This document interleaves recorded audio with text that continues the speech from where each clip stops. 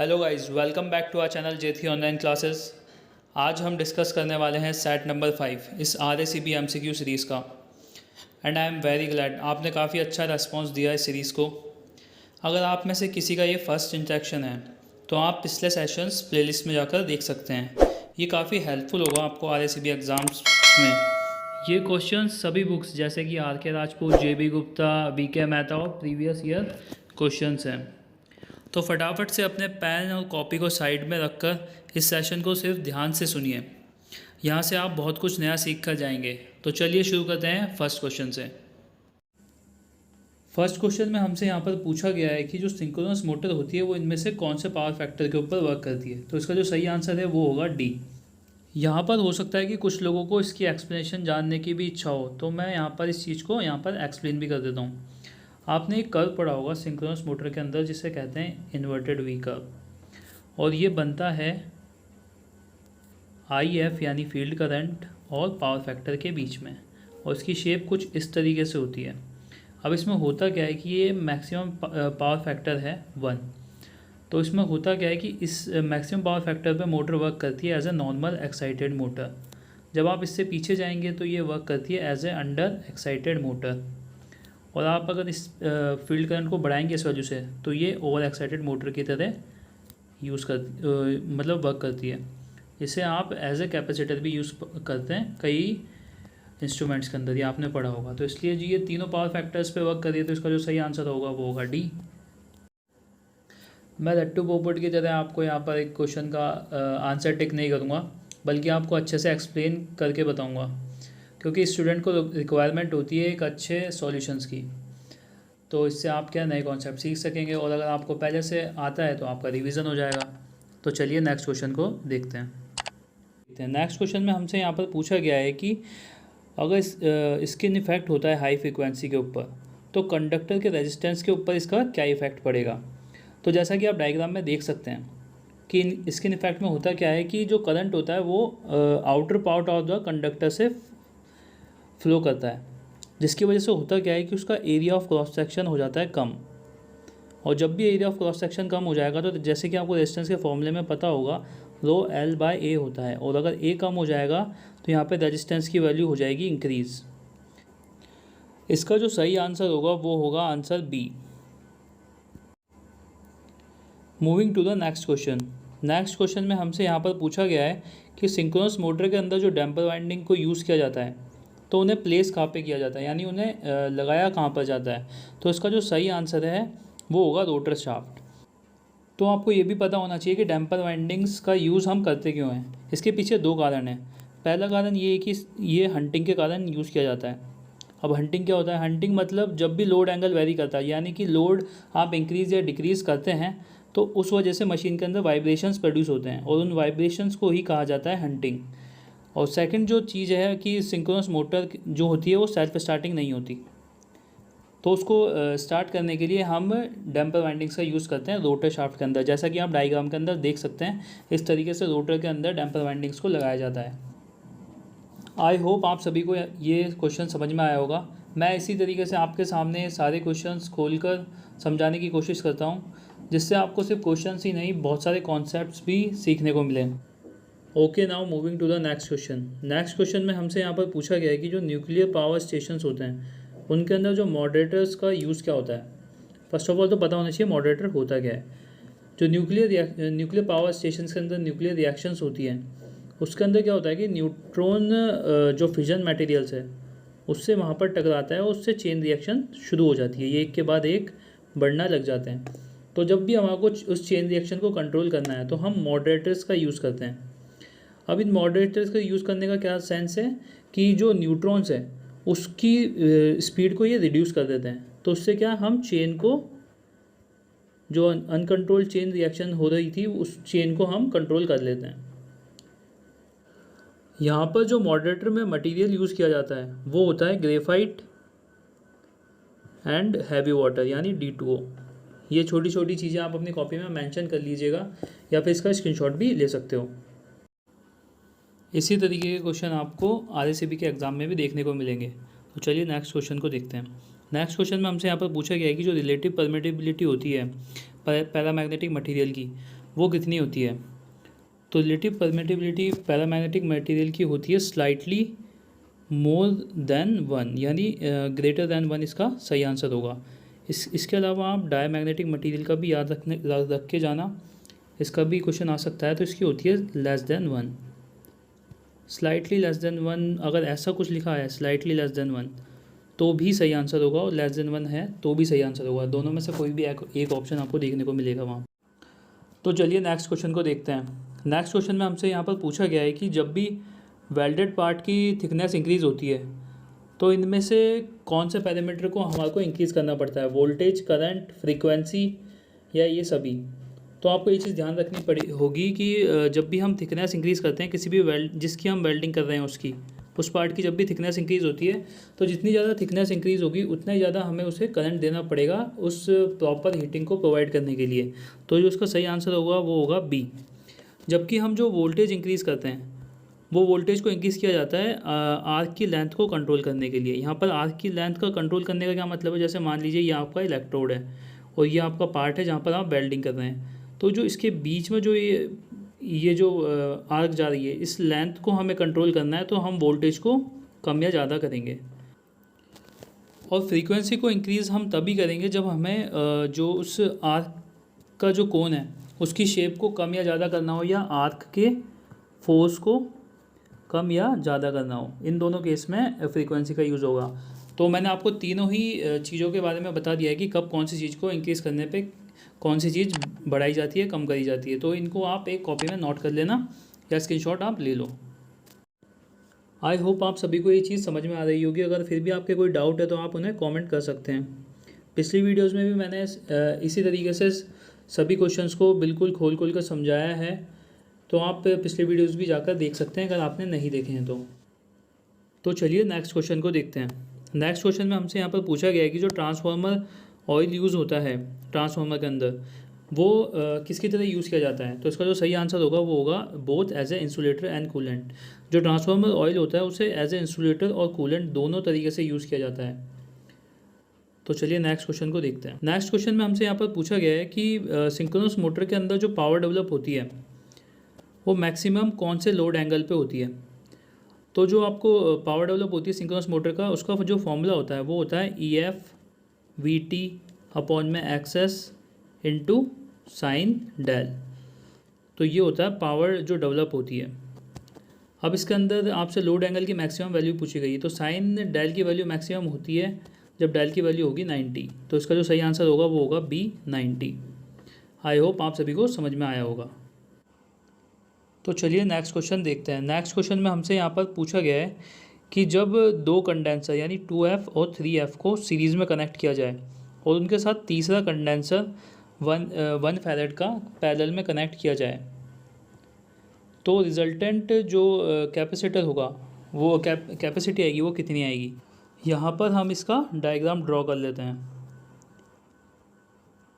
दो capacitor series में लगाए हुए हैं, उसके साथ एक कैपेसिटर पैरेलल में अरेंज किया हुआ है, और जो दो सीरीज़ में इनकी वैल्यू हमें गिवन है 2F एंड राइटिंग के साथ थोड़ा इशू हो सकता है, थोड़ा मैनेज कर लेना 1F। अब जब हम इस सीरीज़ वाली रेजिस्टेंस की वैल्यू निकालेंगे तो आपको पता है कैपेसिटर के अंदर रेजिस्टेंस से जस्ट उल्टा होता है, यानी जब भी सीरीज़ में होता है तो उनका रेसिप्रोकल हमें लिखना पड़ता है, यानी 1/2 प्लस 1/3। यहाँ पे 1/में C इक्वलेंट। जब हम इसको सॉल्व करेंगे तो हमारी जो वैल्यू आएगी वो इसका एलसीएम आएगा 6 और यहाँ पर आएगा 3 और यहाँ पर 2, तो ये हो जाएगा 5/6। और जब हम C इक्वलेंट की वैल्यू निकालेंगे, क्योंकि 1/, में ये तो 1/, में C इक्वलेंट की वैल्यू आई है, और जब हम C इक्वलेंट की वैल्यू को निकालेंगे तो वो निकल के आएगी 6/5। अभी जो 6/5 है ये एक और मैं आपको आसान करने के लिए एक और डायग्राम ड्रॉ कर देता हूँ। ये जो 6/5 जो हमारा आया है ये इसके साथ 1F के साथ है पैरेलल में, और जब भी पैरेलल में होता है तो सिंपली ये ऐड हो जाते हैं, तो C इक्वलेंट हो जाएगा 6/5 + 1, यानी कि जब इसको आप प्लस करेंगे सॉल्व करेंगे तो आंसर आएगा 11/5 फैरेड। तो इसका जो सही आंसर होगा वो होगा D। तो चलिए नेक्स्ट क्वेश्चन देखते हैं। नेक्स्ट क्वेश्चन में हमसे यहाँ पर पूछा गया है कि हाई टेंशन ओवरहेड कंडक्टर्स जो यूज़ होते हैं ट्रांसमिशन लाइन के अंदर, अगर आपकी ट्रांसमिशन लाइन बिल्कुल सीधी जा रही हो तो उस केस में उनके उसमें इंसुलेटर कौन सा यूज़ होता है? तो इसका जो सही आंसर है वो होगा पिन इंसुलेटर। ये आपने ट्रांसमिशन लाइंस में लगा हुआ भी देखा होगा, और ये अप टू 33 kV तक ही यूज़ हो सकता है।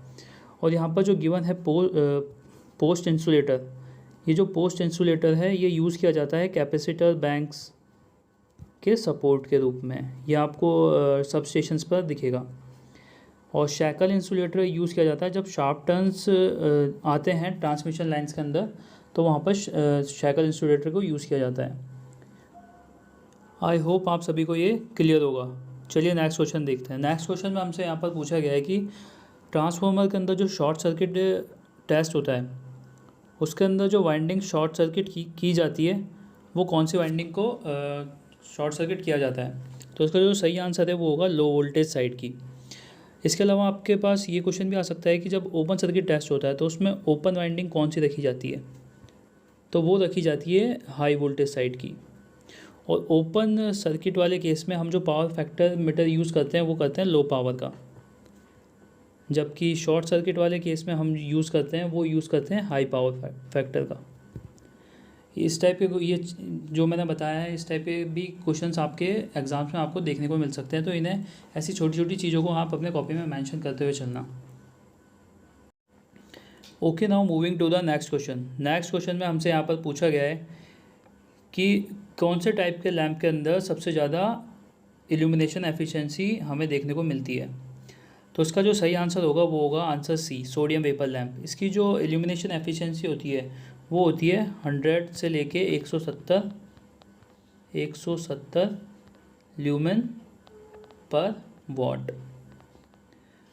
इसके अलावा आप और तीनों की भी एफिशिएंसी को लिख लीजिए, मैं आपको लिखवा देता हूँ। फ्लोरोसेंट की होती है 10 से लेके 100 ल्यूमेन पर वॉट।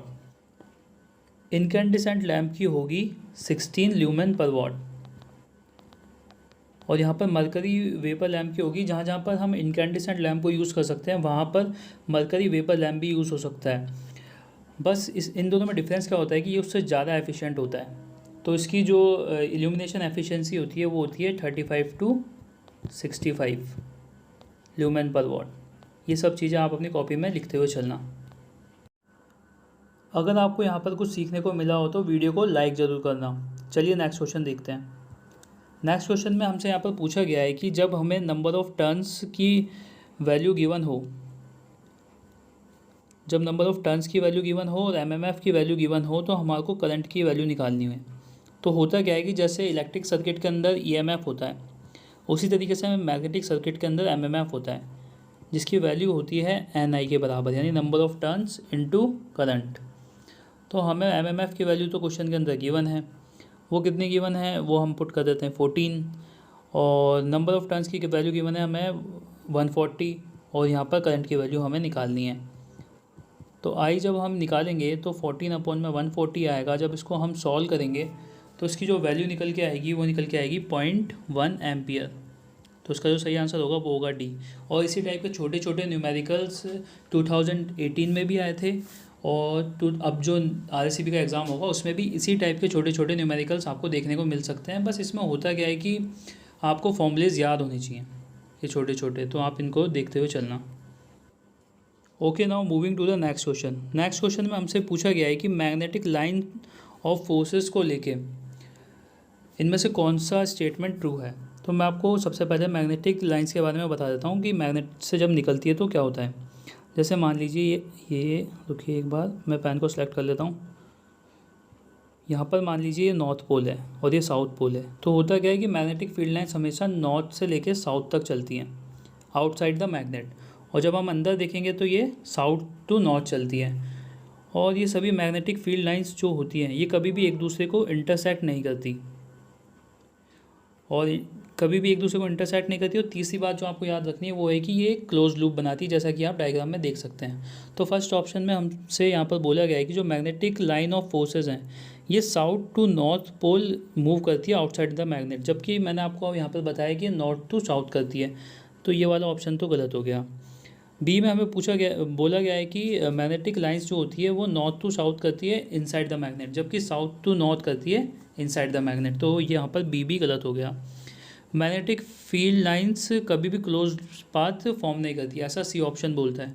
तो ये हमेशा क्लोज पाथ को फॉलो करती है, तो ये सी बी इसका ऑप्शन गलत होगा। तो इसका जो सही आंसर होगा वो होगा डी, कि जो मैग्नेटिक फील्ड लाइंस होती है वो कभी भी एक दूसरे को इंटरसेक्ट नहीं करती।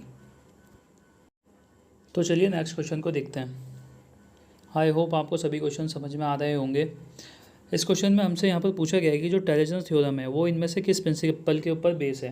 तो इसका जो सही आंसर होगा वो होगा एनर्जी कंजर्वेशन ऑफ एनर्जी के ऊपर ये बेस्ड होती है। इसके अंदर होता क्या है कि ये लंप नेटवर्क के लिए, सभी लंप नेटवर्क के लिए अप्लाई होती है, जो कि एक्टिव हो, लीनियर हो, पैसिव हो और टाइम इनवेरिएंट हो। इन चारों केस में ये अप्लाई हो जाती है, जबकि डिस्ट्रीब्यूटेड नेटवर्क के लिए अप्लाई नहीं होती। ये सब चीज़ें भी आपको यहाँ पर याद रखनी है। ये जितनी भी मैं आपको छोटी छोटी बातें बता रहा हूँ ये अपने आप में एक क्वेश्चंस हैं, तो इनको आप नोट करते हुए चलना। इस क्वेश्चन में हमसे यहाँ पर पूछा गया है कि स्टे लॉसेस को मेज़र करने के लिए डीसी मोटर के अंदर कौन सा टेस्ट किया जाता है। तो स्टे लॉसेस होते क्या हैं? स्टे लॉसेस और कुछ नहीं, आयरन लॉस को ही कहा जाता है, और इसे मेज़र हम करते हैं रनिंग डाउन टेस्ट से, जिसका आपने दूसरा नाम भी सुना होगा, जिसे हम कहते हैं रिटार्डेशन टेस्ट। रिटार्डेशन इस नाम से भी आपने सुना होगा। जो स्विनबर्न टेस्ट यूज़ होता है वो यूज़ होता है एफिशिएंसी को निकालने के लिए, जबकि जो ब्रेक टेस्ट यूज़ किया जाता है वो भी एफिशिएंसी के लिए ही यूज़ होता है। तो इसका सही आंसर होगा वो होगा सी, रनिंग डाउन टेस्ट। चलिए नेक्स्ट क्वेश्चन को देखते हैं। नेक्स्ट क्वेश्चन में हमसे यहाँ पर पूछा गया है कि सिमंस इनमें से किसकी एसआई यूनिट होती है। तो इसका जो सही आंसर है वो होगा कंडक्टेंस। कंडक्टेंस की यूनिट होती है सिमंस। इसकी एक और यूनिट होती है, वो होती है मो, MHO। और इंडक्टेंस की जो यूनिट होती है वो होती है हेनरी, ये आपने पढ़ी होगी। कैपेसिटेंस की होती है फैराड, और रेजिस्टेंस को हम मेज़र करते हैं ओम के अंदर। आई होप आप सभी को ये सेशन अच्छा लगा होगा। पिछले वीडियो में मैंने आपसे एक क्वेश्चन पूछा था कि यूनिवर्सल मोटर इनमें से कौन सी सप्लाई के ऊपर रन करती है। तो इसका जो सही आंसर है वो होगा इधर AC और DC, यानी AC और DC दोनों पे रन करती है। और आज का जो आपके लिए क्वेश्चन है वो ये है कि ड्राई कंडीशन के अंदर ह्यूमन बॉडी का रेजिस्टेंस कितना होता है। इसका आंसर आपको करना है कमेंट, यानी कमेंट में आपको इसका आंसर देना है। आई होप आपको यहाँ से काफ़ी कुछ सीखने को मिला होगा, और आगे इसी तरीके से और वीडियोस को देखने के लिए हमारे चैनल को सब्सक्राइब कीजिए और अपने फ्रेंड्स के साथ शेयर भी कीजिए, और वीडियो को लाइक करना बिल्कुल भी मत भूलना, हमें इनकरेज करने के लिए आगे ऐसी वीडियो बनाने के लिए। Thank you guys.